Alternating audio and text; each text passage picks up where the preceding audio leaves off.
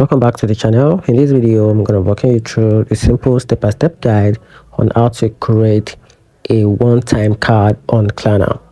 So let's dive into it. But before that, make sure you subscribe to the channel because it helps me out.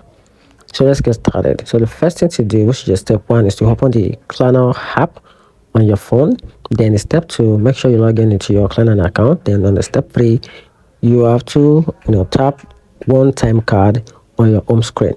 Then the step 4, select store where you want to shop.